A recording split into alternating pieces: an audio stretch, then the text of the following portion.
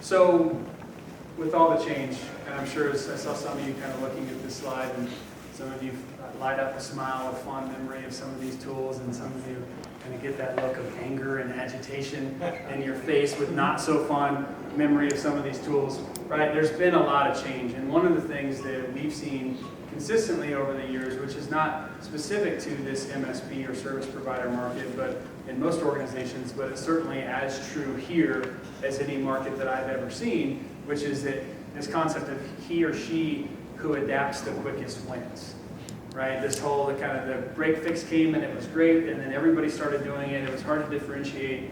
All of a sudden we didn't have as many pressures, so we started to move into managed services, right? And again, there was this highs, these peaks, and it was great. No one, a lot of value, a lot of margin, business was growing, and then what happens? That bottom drops out again. Now everybody's doing it, and ultimately, it's hard to differentiate. My margins are, coming under further pressure, et cetera. Then we saw the move to cloud.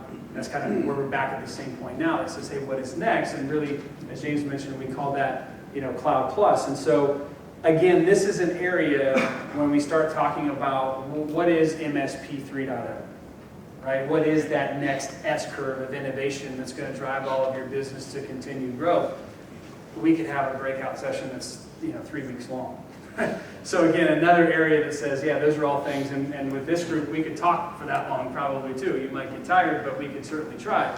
But for the sake of the amount of time that we do have and the limitations that we have here today, what we decided kind of coming into this is we really wanted, when we start talking about Cloud Plus and what's that next S-curve, the next innovation that's going to grow your businesses, we really see 4 as being the primary, the critical success factors, if you will, for those folks that are going to succeed versus the ones that may have a little bit more of a struggle, if you will. And those 4 are around application delivery, the changing paradigm in the backup world, a lot of costs and complexities and changes happening there. The third one is infrastructure, and the fourth one is what we classify as kind of business operational issues, if you will. And so if we look at how do we stay ahead, where do we go next, we kind of take where was Cloud 2.0, and we look at each of these categories. This is where we wanted to spend the majority of the time here today. So this question goes to the group. You guys can go in order. If there's one of you that feels more excited to answer one of the questions than the other, feel free to jump on that. Not too worried about that. But as we continue to see the modernization of application delivery, specifically when you want to talk about now mixing SaaS applications with line of business applications, mixing that with security requirements and changes that are happening there, along with BYOD, which is a whole other acronym that has lots of legs and hair and teeth into itself. When you start looking at all the complexity being introduced by that, gentlemen, how are you planning on keeping your business ahead from an application delivery perspective? Well, from the application delivery perspective, we're working a lot with a clinical research company in New York who has compliance issues. So we're actually looking at moving all workspaces, moving everything in the platform to workspaces in the cloud, so that so everyone knows, we're just not going to have this stuff around. This client is so ancient, and so he doesn't want to spend money on new stuff. Okay, we can resurrect what he has, put him on a compliant platform, and these guys are so security conscious in the past. They haven't even allowed the remote desktop to actually print locally. So we're putting together a compliant workstation solution for them where people are going to log in remotely, and that's going to be their whole platform. Great. And what do you see, Bob, as being the impact, the benefit and/or business impact for you as an organization, but also for the client in that type of delivery world? Actually, my support costs are going down on that one from a business impact, because we're going to control everything now. The old providers that were in there had some really weird crap set up with GPO that's all I can say. I don't know what the guy said there were 75 GPOs they're all overwriting each other. So we're going to put them on a totally new cloud platform, get their desktops all in the cloud, so things get simpler for us. We no longer have this crap to deal with. Great, thank you. And James, same question to you. And look at application delivery. How's your business adapting to that world? Yeah, so it really goes to underlying. We have an underlying business strategy within the organization. We talk about cloud first. We talk about intelligent automation, and then we talk about geographical diversity. We're size and scale, so we talk about the third item a little bit more often than we should. But in the first item, when we talk about cloud first, if your mentality is, we talked about standardization, we talked about applications, we talked about a little bit of transformation. But here's a common basic level of transformation that I think we should all take away with, because we were once the size of a $1 to $2 million MSP, grown to a 33. One of the aspects that we look at is we still sell way too much product within our organization. In fact, if I could have it, we'd have a pinch of project services and everything else would be MRR. And if I could have it even further, I would forego that project services revenue and put everything and parlay it into MRR. And I think that's what everyone here is talking about. But I think number two is in order to make that change, mentally, you got to think cloud first. Our sales division still today, if we have a DL190 server from HP, then it's time for renewal. We'll look at a DL90, DL20, whatever other options are out there. Versus, have we thought about physical, virtual, and what are the different nuances in educating our customer base? And then you start layering in what are the implications of that application. So now a lot of this education needs to take place in the marketplace. So we have to transform internally to make that happen. And we are. And as we start consolidating, and for those of you that don't have a reference architecture, I urge you to have one. And when you have a reference architecture, that now starts with, and it should be just one, by the way. If you have one reference architecture, most of you, if you ask yourself, hey, who's my target customer profile? Oh, I can service anyone from 500 to 5,000. If you say that to yourself, I'd say change that mindset real quick. Even in a $33 million company, we say our target customer profile is 25 to 100. You go, what? Yeah, we service 25 to 100 seats very well. And so in order for us to stay and transform ahead of most of our competitors, and you guys are our competitors, you guys are more nimble, faster. You guys can think it. You guys should have better relationships on the ground than we do. And in many cases you do. But we still grow at 20% plus. Why? Because the application, the bundling, the transformation, it's all there, but you got to start with what I call tautology, which is how do you think? How do you think about it? So our entire company, 175 strong, is cloud first. And if you think cloud first, then yeah, lay out the options, then go into the application. I think second to that cloud first strategy is then you have to start thinking about intelligent automation. I don't care how big you are or how small you are. We too have multiple backups. We too have multiple cloud instances. In fact, we had our own data center operations. Where I think we needed to go very early on is we chased revenue and we stopped doing that. In fact, we even released some of our revenue. Not every revenue is good revenue. But once you have revenue, then how do you now optimize? And if you're going to optimize it, you got to standardize, you got to create that efficiency on the back end. And that efficiency can come in terms of many different levels. People, the processes, and the automation and some of the applications that you actually sell out to the marketplace, as well as those that you consume internally. So whether it's efficiency around some of the billing elements, everyone, I don't know if everyone uses ConnectWise, I'm sure a lot of you use ConnectWise.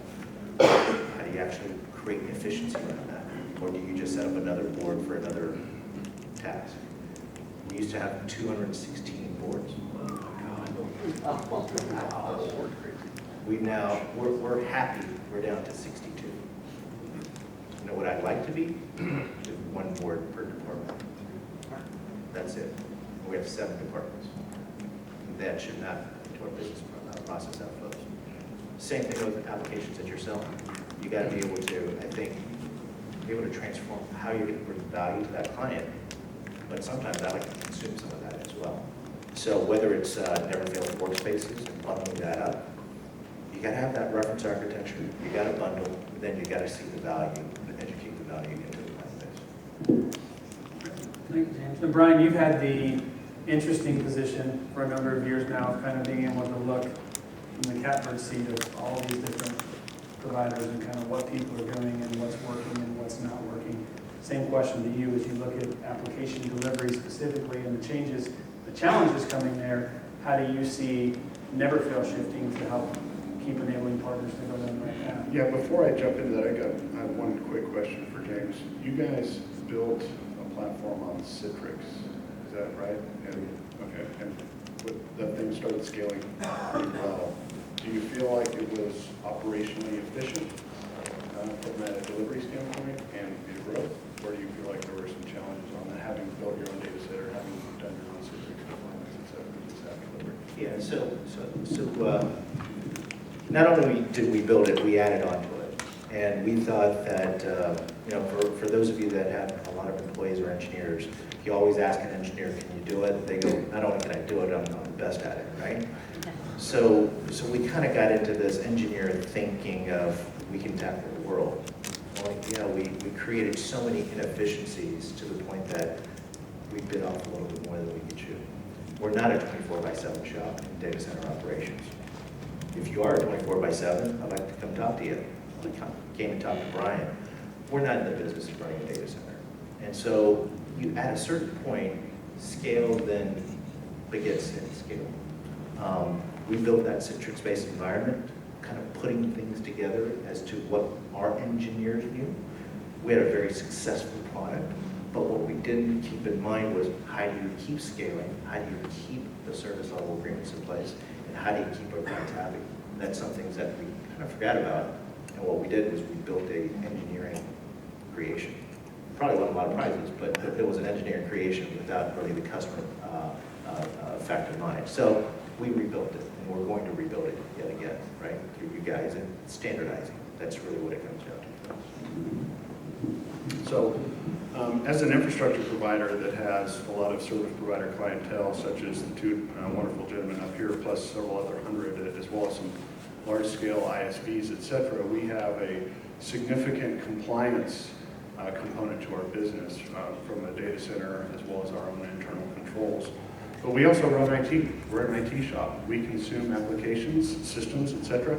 We run, thousands and thousands of servers out there. We need access to these things. So our engineering team, our services team, our support team, we have to have controls and we have to have access to these applications, just like our customers need access to applications. So having gone through here recently a SOC 2 Type 2 audit, and I don't know if any of you have been through those things, but it's a significant undertaking to document processes and procedures, right?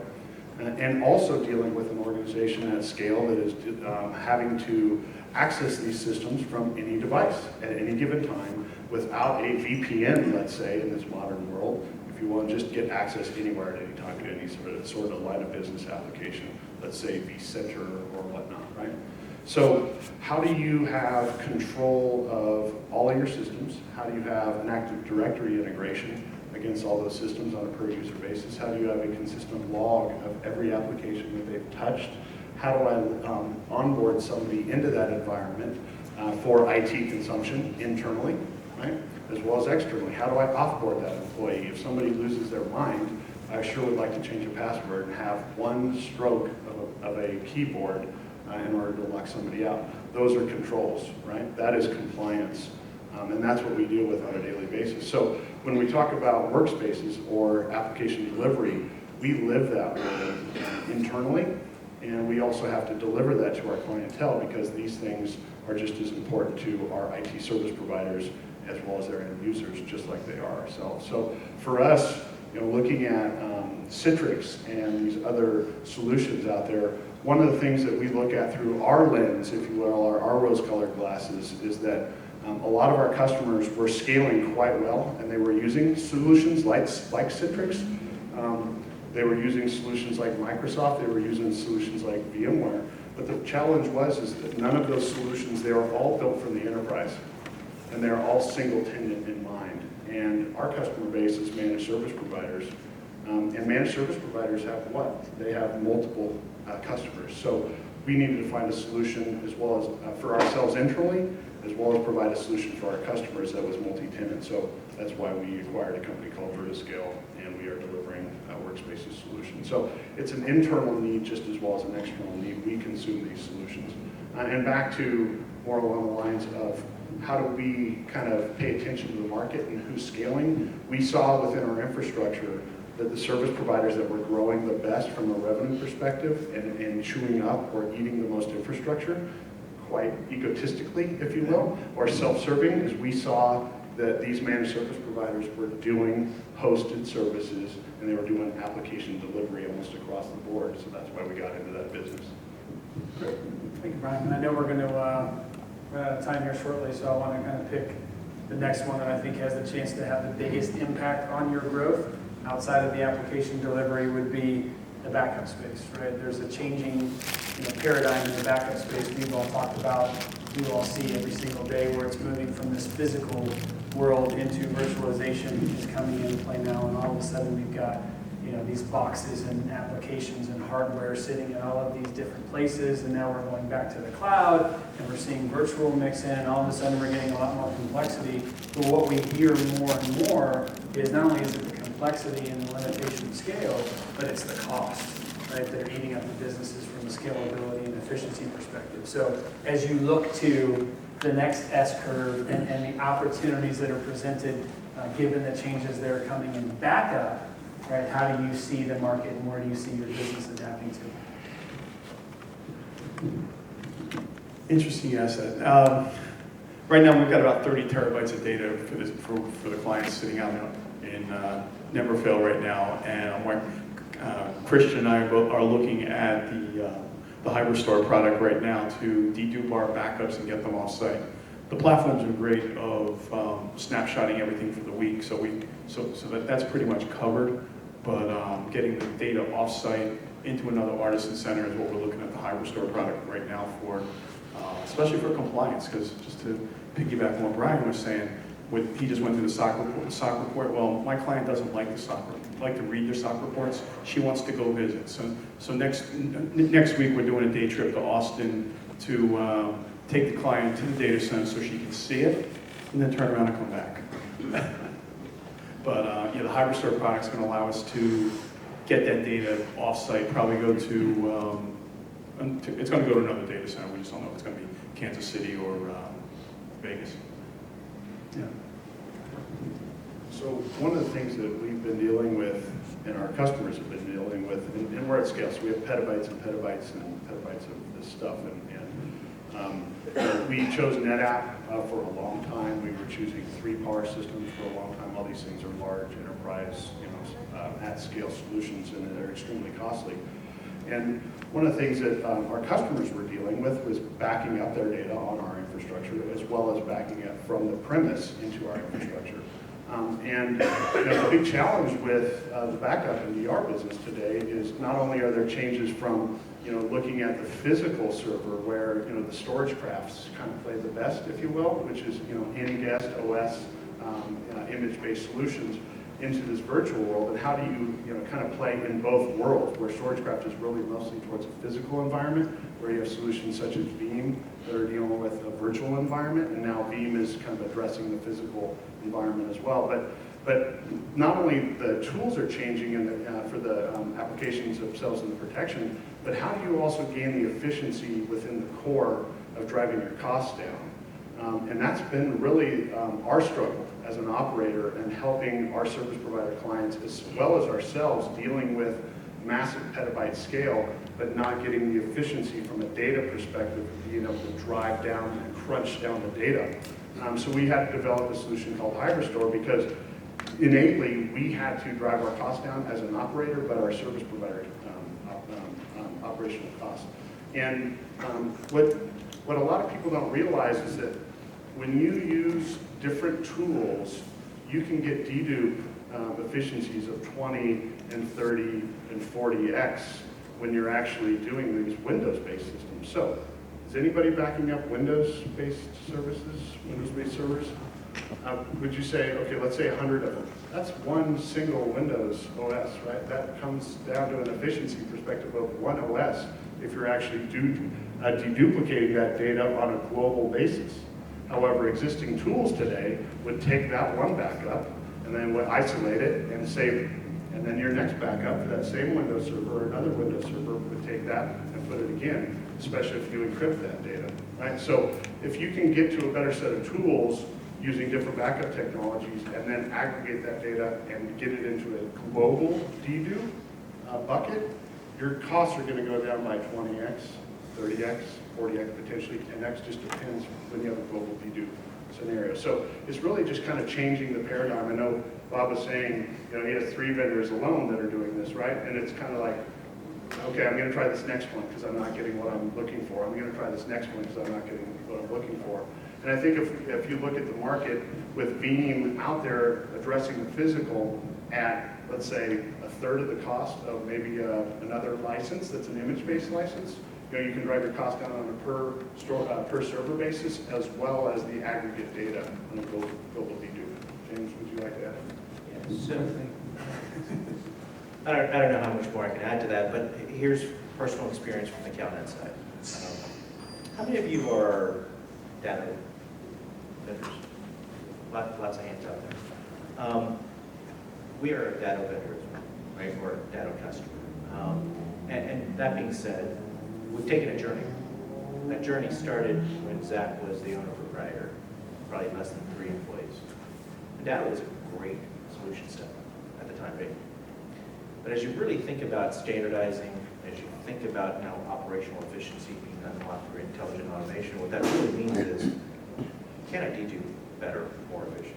Can I utilize my cloud a little bit better? Can I utilize back-end processes a little bit better to unlock more profitability? I would argue, arguably, if you talk to Bill Falk or even Rob Ray, or even Austin McCord, if he's around, we're probably one of the top customers in the country in terms of data. And we are investigating where we're going to go next. Because we do have limitations, just like Citrix was a limitation on scale and meeting SLAs and some of the other adaptations. We are investigating that with Hyperstore. We are investigating that with arguably other platforms that are numerous that are out there. But the one thing that is a tip would be, if you start out with some standardization process, great. Now you got to hit a milestone and what's your next journey as you unlock additional profitability. And we're there. We've been there for a while. We estimate that if we're able to unlock dedo at the Hyperstore levels, and not even at the 20, 30, 40x, we're actually looking at the conservative scale of about 8x. We believe that we can unlock somewhere between $750 to $1 million in incremental EBITDA in our company. That's a huge aspect without ever even selling $1. And if you go back to all the other elements around stickiness, set the service level, etc., how much more profitability could you now eke out of your operations? And that's transforming, not just for consumer revenue gains, but that's now transforming to absolutely competitive in the marketplace.